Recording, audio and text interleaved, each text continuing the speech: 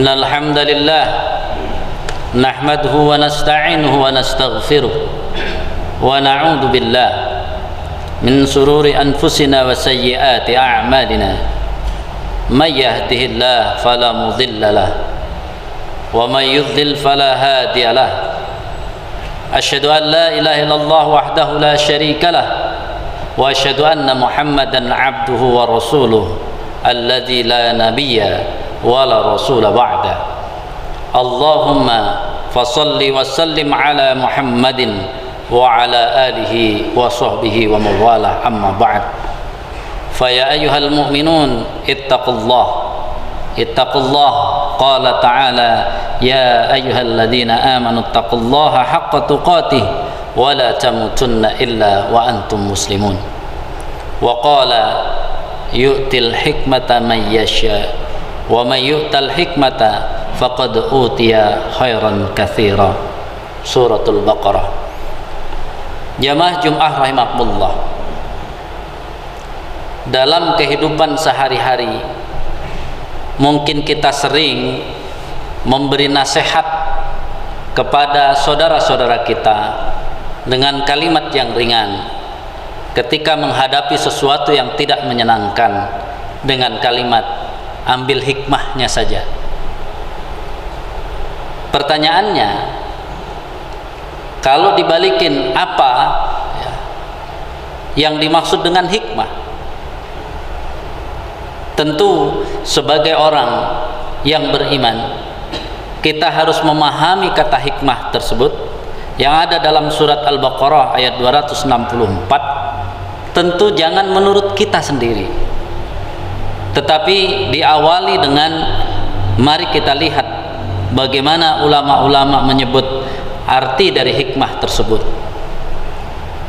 Ibnul Manzur, pengarang Lisanul Arab, mengartikan hikmah dengan ma'rifatu afdhalil asya'i bi afdhalil ulum, yakni mengenal, mengerti hal-hal yang utama dengan ilmu-ilmu yang utama, sehingga tidak mungkin hikmah itu didapat misalnya cari hikmah kita berdiam di dalam gua kalau kita tidak punya dasar ilmu. Ibnu Katsir menyebutkan dengan al-fahmu wal aqlu wal fatanah lil isabah fil ulum, yakni pemahaman, kemudian penggunaan akal fikiran dan kecerdasan untuk mendapatkan ilmu-ilmu yang tepat. Artinya sesuatu dipahami dengan tepat menggunakan pemahaman dan akal serta kecerdasan. Itulah yang disebut Ibnu Katsir. Artinya sama sebenarnya dengan tadi menggunakan ilmu. Atau yang lebih tua, Imam At-Tabari, Jami'ul Bayan fi ta'wili ayatil Quran, tafsir Tabari yang terkenal dengan tafsir Tabari, itu sama, al-fahmu wal ilmu wal ma'rifah ma'at taqwa ilallah. Ilmu, pemahaman, kemudian ilmu, kemudian pengalaman yang disertai ketakwaan kepada Allah Subhanahu wa taala. Juga dari tafsir Jalalain,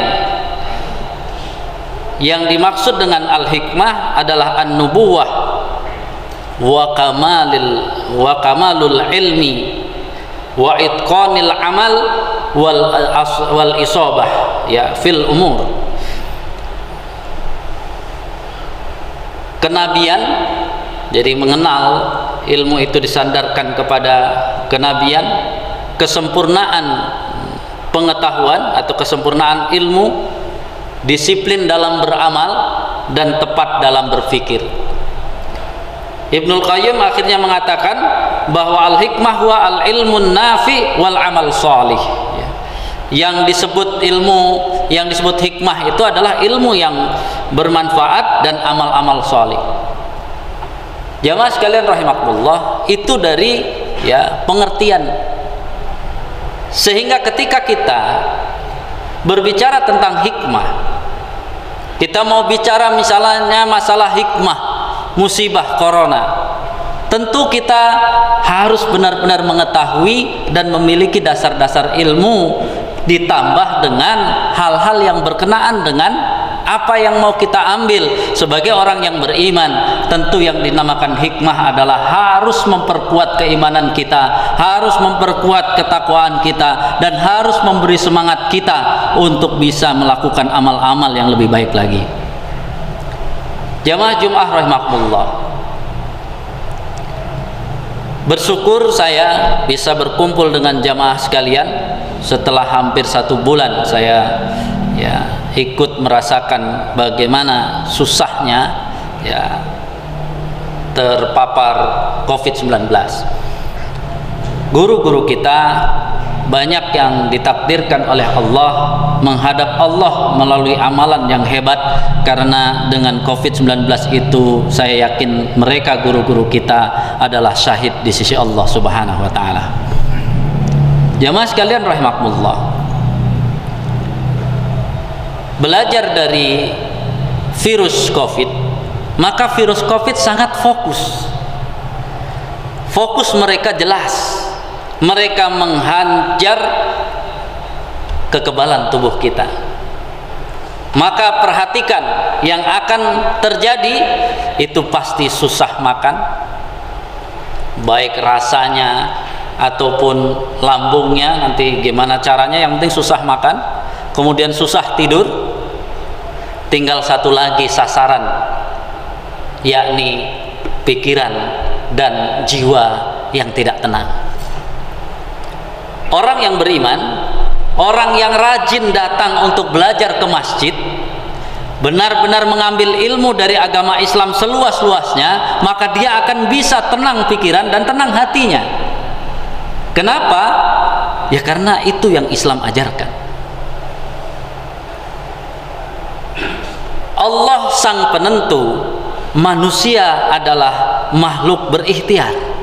Tapi ulama sudah mengatakan tawakal dengan ikhtiar itu bagian dari kesyirikan.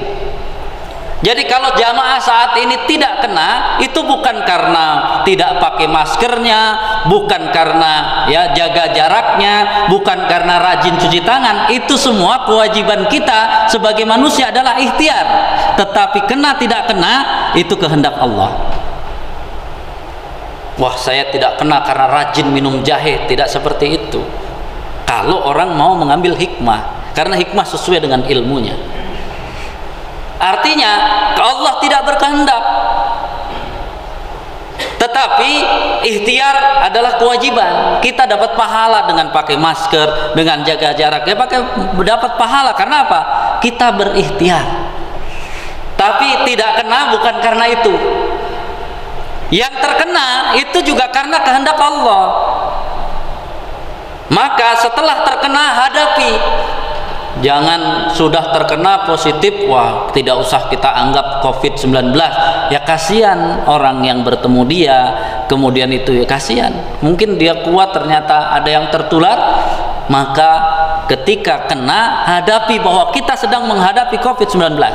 Fokus, kita lawan untuk bisa makan, kita berusaha untuk bisa tidur, tapi ketenangan pikiran dan hati tidak bisa diintervensi, karena untuk orang yang beriman tergantung ilmu pengetahuan dia tentang COVID seperti apa, ilmu dia tentang keimanan seperti apa, ilmu dia tentang kehidupan ini seperti apa, itu yang membuat ketenangan. Maka saya yang ilmunya sedikit saja sangat tenang menghadapi COVID. Saya tidak merasakan susahnya COVID, karena yang saya pikirkan dengar azan, waduh kapan ya bisa ke masjid, wah udah kuat nih ke masjid ya, tapi kita mikirkan nanti tertular semuanya. Jadi kita tidak boleh pakai hawa nafsu di situ.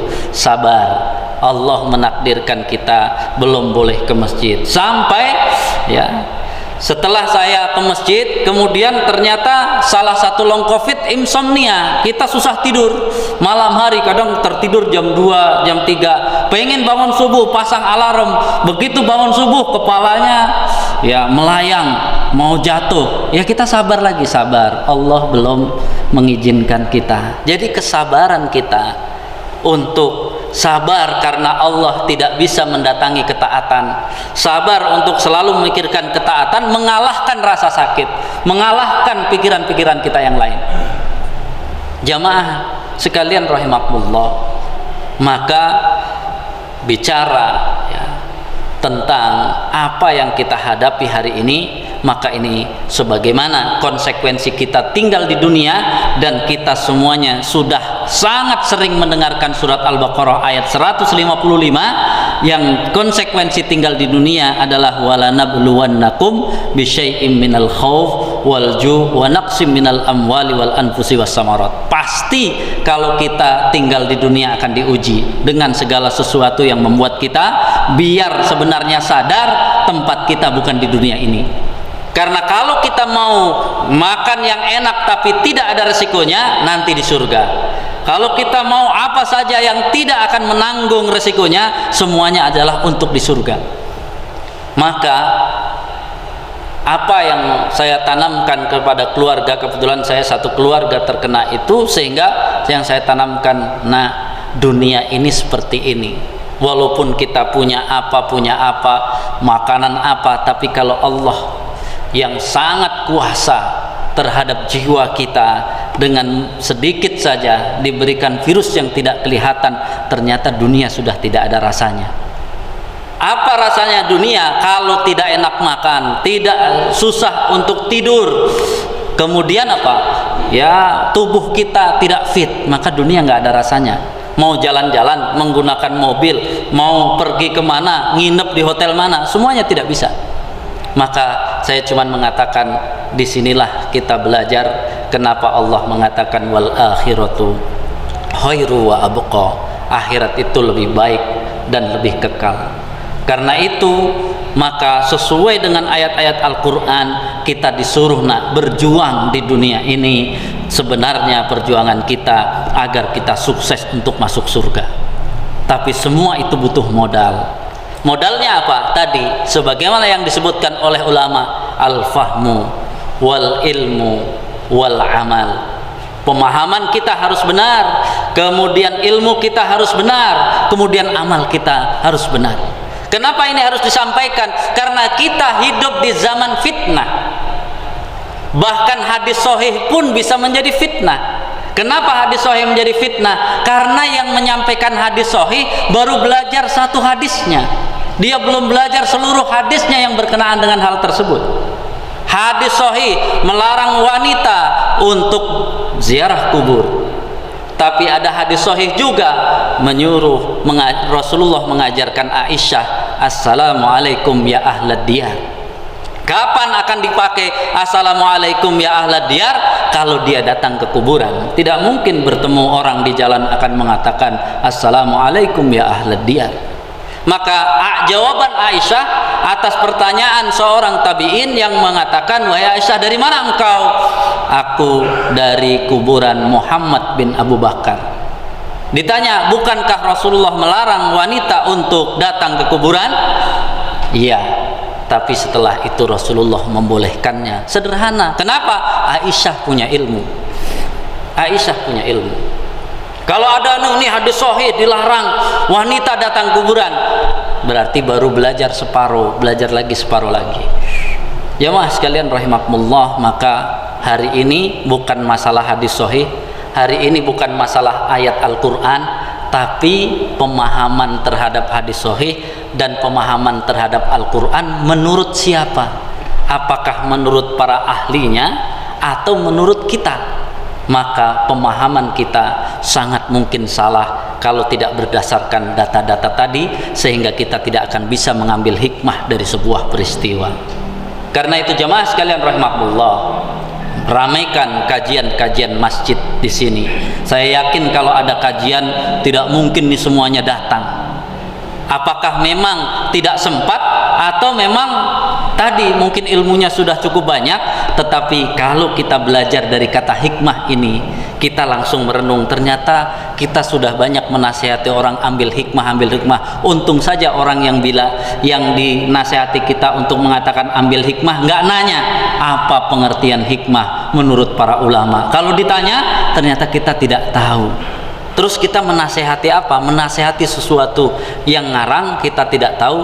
Disitulah kenapa agama kita menyatakan melalui hadis Rasul, tolabul ilmi faridatun ala kulli muslimin. Mudah-mudahan di masjid ini kajian-kajian ilmu jamaah makin semangat dan menyadari, karena sekali lagi tidak mungkin kita akan mendapatkan kebaikan kalau kita kupas bicara sabar. Tanya dulu ilmunya sabar seperti apa, ayat-ayatnya, hadis-hadisnya. Jangan ngomong sabar-sabar ternyata nggak tahu, pasti pemahamannya salah. Ikhlas, tanya juga, pasti salah nanti, semuanya salah. Karena itu jemaah sekalian, rendahkan hati, tundukkan hati, datangi majelis-majelis ilmu. Kalau kurang jelas tanyakan. Kalau jangan sampai kita menyimpulkan sendiri, jangan belajar ilmu yang sesuai saja dengan pikiran kita baru cocok, tapi belajarlah ilmu sebanyak-banyaknya. Sebagai penutup, perbedaan kita dengan para ahli ilmu dulu, kalau kita ketemu satu hadis sahih, maka hadis sahih itu kita bawa-bawa ke orang, kita sampaikan semuanya. Tapi kalau para ahli dulu ketemu satu hadis sahih, akan dicari hadis-hadis yang sahih yang sama dengan itu, lalu dia renungkan, lalu jadilah ilmu yang banyak membawa kebaikan. Maka mereka layak untuk mendapatkan hikmah, dan akhirnya mereka mendapatkan kebaikan yang sebanyak-banyaknya. Hadanallahu wa iyyakum ajmain. Barakallahu li wa lakum fil Qur'anil azim wa nafa'ani wa iyyakum bima fihi minal ayati wa dzikril hakim wa taqabbalallahu minni wa minkum tilawatahu innahu huwas samiul alim. Fastaghfirullahal azim li wa lakum innahu huwal ghafurur rahim.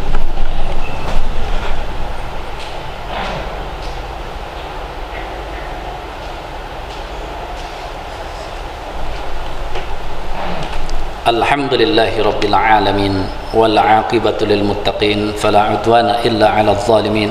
Asyhadu an la ilaha illallah wahdahu la syarika lah al aliyyul azim wa asyhadu anna Muhammadan 'abduhu wa rasuluhu shadiqul wa'dil amin. Allahumma fassalli wa sallim ala sayyidina Muhammadin wa ala alihi wa sahbihi ajmain. Amma ba'd. Qala ta'ala ya ayyuhalladzina amanu taqullaha wa qulu qawlan sadida yuslih lakum a'malakum wa yaghfir lakum dhunubakum wa may yuti'illaha wa rasulahu faqad faza fawzan 'azima. Jamaah sekalian rahimakumullah, mari kita contoh ulama dahulu. Walaupun Imam Syafi'i sudah ilmunya banyak tapi tetap belajar kepada Imam Malik. Walaupun Imam Ahmad Ibnu Hanbal ilmunya sudah banyak, hafalan hadisnya, tetap belajar kepada Imam Syafi'i. Sehingga mudah-mudahan kita semua orang-orang yang sangat mencintai ilmu, karena kita ingin menghadap Allah Subhanahu wa ta'ala benar-benar mendapatkan surga, karena dengan ilmu kita yang bermanfaat dan amal-amal soleh kita yang diterima.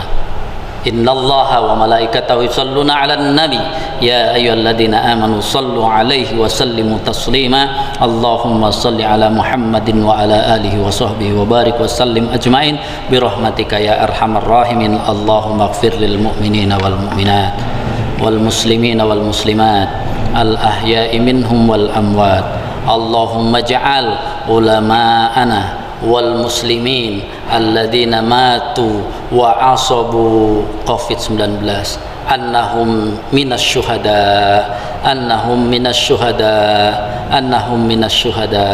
Allahumma shfil muslimina wal muslimat wal mu'minina wal mu'minat wa anta syafi la shifaa illa shifauka shifaan la yughadiru saqaman. Rabbana sallimna wal muslimina fi Indonesia min makril kuffar wal munafikin wal musyrikin. Allahumma mazzik jam'al kafirin wal munafikin wal musyrikin. Allahumma shattit samlahum wal anhum la'nan kabiran.